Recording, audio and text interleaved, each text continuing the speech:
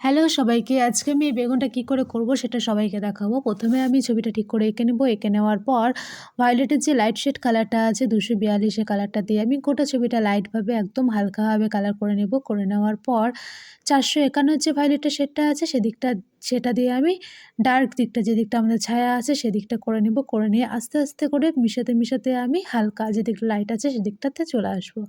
আসার পর আমি তারপর কালো দিয়ে তার ফিনিশিং দিব। দেওয়ার পর মিডিয়াম গ্রিন আর লাইট গ্রিন দিয়ে যে মাথার দিকের ব্যাপারটা আছে সেটা করব। প্রথমে আমি লাইট গ্রিন দিব। লাইট গ্রিন দেওয়ার পর আস্তে, আস্তে মিডিয়াম গ্রিন দিয়ে তার সাইডের কিনারগুলা ব্যাপারটা আমি আনবো। আনার পর তারপরে ব্যাকগ্রাউন্ডের কালার দিব। যেকোনো একটা কালার দিলেই হবে। আমি আজকে এখানে ইয়েলো কালার ইউজ করেছি। ইয়েলো কালার দিয়ে আমি ব্যাকগ্রাউন্ডটা দিয়েছি। তারপরে হচ্ছে নিচে যেকোনো একটা শেড দিলে ভালো হয়। কারণ হচ্ছে আমরা একটা জিনিসই আঁকিয়েছি। একটা সিঙ্গেল জিনিস আঁকিয়েছি তাই। তারপর আর কি গোটা ছবিটা তৈরি হয়ে যাবে। টাটা!